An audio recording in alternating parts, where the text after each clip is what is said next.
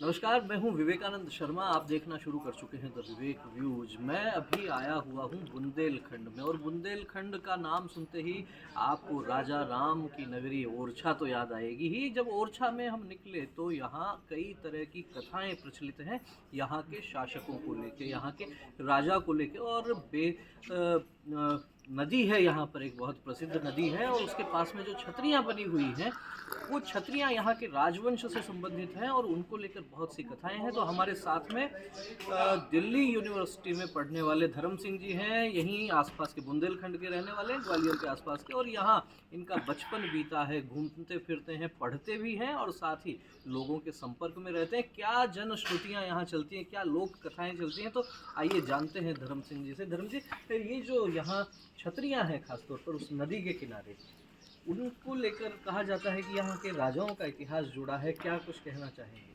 विवेक news के सभी श्रोताओं को और दर्शकों को प्रणाम करता हूं।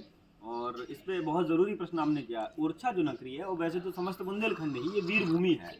यहाँ जितने भी राजा हुए, जितने भी शासक हुए, सब वीर हुए, योद्धा हुए।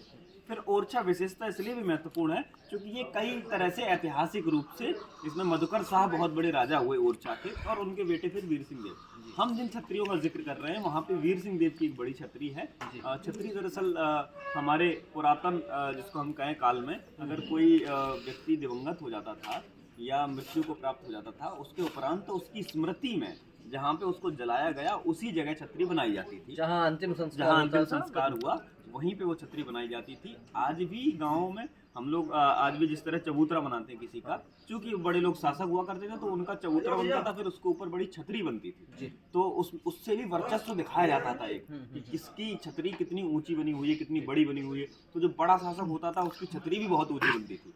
तो उस प्रकार से जो बेतवा नदी के किनारे जो छतरी बनी हुई है वो वीर सिंह देव की है मुख्य रूप से, उसके अलावा अन्य उनके परिवारजनों। वीर सिंह देव की जो छतरी है, निश्चित रूप से आप यदि कभी ओरछा आए तो राजा राम के तो दर्शन आप करेंगे ही, लेकिन यहाँ छतरियों पर आएंगे तो आपको पता लगेगा कि स्थापत्य कला क्या होती है, क्या अद्भुत नज़ारा दिखता है। लगभग 400 वर्ष पुरानी ये छतरियाँ बताई जाती हैं। धर्म जी, यहाँ पर हरदौल का नाम भी बहुत प्रसिद्ध है, बहुत आदर और श्रद्धा के साथ नाम लिया जाता है, और उनके बारे में बहुत सी लोक कथाएं भी यहाँ प्रचलित हैं। मैं चाहूँगा दर्शकों से वो कुछ कथा भी उनकी पहुँचे। लाला हरदौल हमारे बुंदेलखंड भूमि के लिए, ओरछा के लिए लोक देवता के रूप में पूजे जाते हैं। आज भी घर घर में हरदौल के नाम से कार्य पूरे हो जाते हैं कि लाला हरदौल के नाम से अगर कह दिया तो कार्य हो जाएगा। हरदौल के साथ की कथा, वीर सिंह देव के छोटे बेटे हरदौल थे और उनके बड़े बेटे जुझार सिंह। वीर सिंह देव के बाद जुझार सिंह यहाँ के राजा हुए। चूंकि वो बड़े बेटे थे इसलिए ओरछा के नरेश जुझार सिंह बन गए। हरदौल उस वक्त बहुत छोटे हुआ करते थे, तो जुझार सिंह ने ही एक तरह से कहें कि बड़े भाई ने ही पालन पोषण हरदौल का किया। एज गैप बहुत ज़्यादा था, बहुत ज़्यादा उनमें एज गैप था। तो उनकी जो पत्नी थी चंपावती, जो रानी थी यहाँ की ओरछा की रानी चंपावती, और जुझार सिंह ने अपने छोटे भाई हरदौल का पालन पोषण किया। बाद में कालांतर में कुछ ऐसी चीज़ें हो जाती हैं, क्योंकि अन्य शासकों को अगर फूट डालनी हो तो परिवार में कलह करवा देते हैं। तो कुछ चुगलखोरों ने चुगल लगा दी और ये कहा, जब हरदौल बड़े हो गए, जब हरदौल वयस्क हो गए, तो कुछ चुगलखोरों ने ये बात राजा के राज दरबार में उनको कही कि आप यहाँ राज दरबार संभाल रहे हैं, वहाँ आपके घर में हरदौल के साथ आपकी रानी के संबंध ठीक नहीं है, उचित नहीं है। ऐसी बात राजा के दिमाग में चुगलखोरों ने भर दी। इसके बाद से राजा को ऐसा लगा कि सचमुच ऐसा हो सकता है। संदेह उन्होंने अपनी रानी पत्नी पे किया और लाला हरदौल अपने छोटे भाई पे भी संदेह किया, और वो देवर भाभी अपने आप को माँ और पुत्र की तरह ही संबंध में रहते थे। लेकिन संदेह एक बार उत्पन्न हो गया तो राजा जुझार सिंह पहुंचे रानी के पास, चंपावती के पास, और उन्होंने उनसे पूरा जिक्र किया कि तुम्हारे चलन ठीक नहीं है, तुम्हारा और तुम्हारे देवर मेरे छोटे भाई का संबंध गलत हो चुका है। तो रानी तो फूटकर रोने लगी। वो तो अपने हरदौल को बेटे की तरह मानती थी, लाला कहती थी, तो अपने बेटे के साथ कोई ऐसी चर्चा जोड़ दे तो ये तो बहुत ज्यादा ऐसा लगा कि सुनने योग्य भी नहीं है। तो उन्होंने, लेकिन राजा को शंका थी, तो राजा ने कहा कि अगर आपका संबंध उचित है, सब चीज ठीक है, तो आप अपने मेरे छोटे भाई को जहर दे दें। तो देखिए कूटनीति कैसी होती है कि राजा अपने छोटे भाई को जहर दिलवाने के लिए अपनी पत्नी रानी चंपावती से आग्रह कर रहा है। रानी रोने लगी, रानी ने मना किया, तो राजा ने कहा एक ही तरीका है, अगर आप अपने आप को विशुद्ध आचरण का सिद्ध करना चाहती हैं तो आप जहर दीजिएगा। बाद में हरदौल को आमंत्रण पहुंचाया गया, हरदौल आए, तो रानी रोने लगी। रानी ने भोजन बनाया रखा हुआ था, उसमें जहर था भोजन में। तो रानी ने भोजन जैसे ही सामने परोसा और रोने लगी कि बेटा इसको खाना मत, इसमें जहर है। तुम्हारे भाई ने ऐसी ऐसी चर्चा सुनी और उन्होंने मुझसे कहा है कि इसमें जहर मिला के दो, तो मैं तो पतिव्रत धर्म निभाऊं या फिर अपने बेटे को बचाऊं, बड़ी विडंबना है। लेकिन बेटा तुम इसको खाना मत, इसमें जहर है।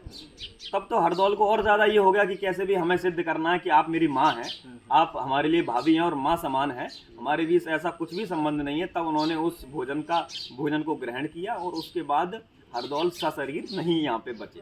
कथा यहाँ तक चलती है। इसके बाद की कथा जुड़ती है दतिया से, जहाँ इनकी बहन का हाथ का कुछ जुझारू सिंह और हरदौल की बहन कुंजावती जो दतिया में ब्याई थी, दतिया के नरेश के पास, वहां से वो आई। उन्होंने जुझार सिंह को बहुत बुरा भला कहा कि तुमने मेरे छोटे भाई की हत्या करवा दी, तुम हत्यारे हो। आज से मेरे लिए मेरा बड़ा भाई जुझार सिंह भी नहीं है, मेरे लिए तुम भी मरने के समान हो, मर चुके हो। मैं आज से मानती हूँ कि मेरा भाई जुझार सिंह है नहीं। ऐसा उन्होंने कहा। उसके बाद वो अपने घर वापस चली गई। समय बीता तो उनकी बेटी की शादी आ गई, जो जुझार सिंह और हरदौल की बहन कुंजावती दतिया की रानी, उनकी बेटी की शादी आई। अब बेटी की शादी में हमारे यहाँ प्रचलन है कि भात तो मामा लेके आएगा। अब भात मामा लेके आएगा, छोटा मामा है नहीं, बड़े मामा को उन्होंने कह दिया था कि मर्द समान मान लिया। लेकिन लोग बागों ने समझाया कि भाई बहनों में तकरार होती रहती है, तुम जाके अगर आग्रह करोगी तो जुझार सिंह जरूर भात लेके आएंगे। रानी दरबार में पहुंची, ओरछा आई, दरबार में राजा से आग्रह किया कि आप हमारे बड़े भाई हैं, आप भात लेके आए, आपकी भांजी की शादी है। राजा ने बेइज्जत कर दिया भरे दरबार में कि मैं तो तुम्हारे लिए मर चुका हूँ, तुम्हारा भाई तो उस मरघट में है, जाके मरघट में जाके भात मांग लो। कथानक कहती है कि रानी मरघट पहुंच गई। रानी कुंजावती मरघट पहुंची और अपने भाई के समक्ष हरदौल के उस पे समाधि के पास जाके रोने लगी कि भाई अब तो तुम ही भात देना, जब तक अगर भात देने का संकल्प यहाँ से नहीं करोगे मैं वापस नहीं जाऊंगी। कथा कहती है आकाशवाणी हुई, हरदौल ने कहा कि बहन तुम अभी वापस लौट जाओ, मैं जरूर भात लेके आऊंगा। उसके बाद रानी वापस लौट गई सौगंध लेके हरदौल से। हरदौल जो कि सशरीर वहां मौजूद नहीं थे, सिर्फ आकाशवाणी के माध्यम से अंदेशा हुआ। जब रानी की बिटिया की शादी नजदीक आ गई तो हरदौल ने वहाँ के एक सेठ को ये स्वप्न दिया कि फलानी जगह खजाना गड़ा हुआ है, वहाँ से खजाना लें और मेरे प्रतिनिधि के रूप में मामा बन के वहाँ पे भात देकर आए। सेठ को सपना आया, सपने में हरदौल ने कहा कि आपको भात भरना है, आपको भात भरना है। और उन्होंने खजाना भी बता दिया कि कहाँ खजाना रखा हुआ है, वहाँ से आप खजाना लें और भात भर के आए, मेरे प्रतिनिधि बनकर जाए, मामा बन के जाए। तो सेठ ही मामा उस वक्त हो गया। हरदौल के प्रतिनिधि के रूप में वो वहाँ पहुँचे, शादी में भात दिया। लेकिन जो भांजी थी जिससे लड़के की शादी हो रही थी, वो दामाद उनका वो अड़ गया। वो उसने कहा कि मैं तो मामा हरदौल को गले लगाए बगैर शादी नहीं करूँगा, मुझे मामा हरदौल के दर्शन करने हैं, उनको गले लगाने हैं। फिर आकाशवाणी हुई, हरदौल ने कहा कि मैं इस खम्भ में हूँ, इस खम्भ को तुम गले लगा लो, तो इसमें ही मैं हूँ। तब भी वो दामाद नहीं माना, उन्होंने कहा नहीं, मुझे आपका शरीर चाहिए, मुझे आपकी देह को गले से लगाना है। कथानक ये कहता है, प्रसंग ये कहता है, हरदौल ब्रह्मा जी के पास गए। उन्होंने कुछ क्षणों के लिए कहा कि आप मुझे शरीर वापस कर दें, मैं एक क्षण भर के लिए जाऊंगा और वापस आ जाऊंगा। तो सशरीर फिर हरदौल वहाँ कुछ क्षण के लिए आए और सब लोगों ने वो दृश्य देखा, समस्त ग्रामजनों ने वो दृश्य देखा, समस्त लोगों ने वहाँ के दृश्य देखा और उनके दामाद ने उन्हें गले से लगाया, शादी संपन्न हुई। ये कथा लोक में व्याप्त हो गई। उसके बाद से आज भी यहाँ हर गांव में एक हरदौल का चबूतरा बना हुआ है। अगर कहीं भी शादी होती है तो पहला भात के लिए मंगत वहाँ हरदौल के पास जाती है। हर गांव में है, हर गांव में ऐसा चबूतरा बना हुआ है।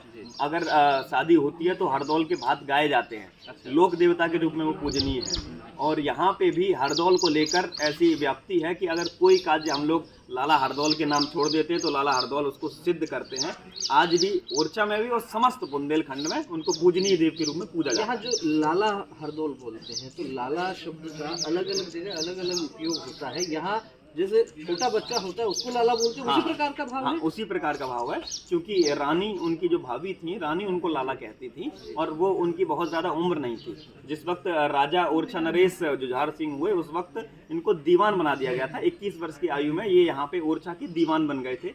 तो ये अपने यार दोस्तों के साथ, क्योंकि हम लोगों की उम्र में थे, तो अपने यार दोस्तों के साथ यहाँ बैठक हुआ करती थी, उसमें बैठते थे और यहाँ की चर्चाएं करते थे शासन प्रशासन की।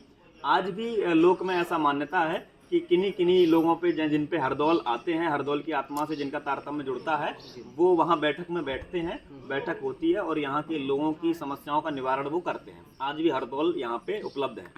निश्चित रूप से आपने ये कहानी सुनी धर्म सिंह जी से, और भारत की ये बड़ी विशेषता है, अलग अलग क्षेत्रों में अलग अलग इस प्रकार के लोक देवता, और खास बात ये है कि ये लोक देवता जन सामान्य के बीच इस प्रकार से रच बस गए हैं कि लोगों की समस्याओं का निवारण करना होता है तो लोग वहाँ शीश नवाते हैं, और साथ ही साथ यहाँ का इतिहास जो है उसके साथ में भी ये चीज़ें जुड़ी हुई है। लेकिन आप ये भी सोच सकते हैं कि किस प्रकार के व्यक्तित्व रहे होंगे, स्वयं ब्रह्मा जी के पास जाकर और शरीर मांगा, और उस कर्तव्य की पूर्ति उन्होंने की, अपनी बहन के प्रति जो कर्तव्य था उसका निर्वहन किया। निश्चित रूप से चरित्र वाला ये विषय है, और चरित्र में यदि जो व्यक्ति सच्चा रहता है उसे कोई रोक नहीं सकता, उसके पीछे चाहे जितने षड्यंत्र हों, लेकिन कहा जाता है कि सोना तो आग में भी तपकर निखरता है। ठीक इसी प्रकार की कथा, हरदौल की कथा आपने सुनी, और ओरछा के इतिहास के बारे में धर्म सिंह जी ने बताया।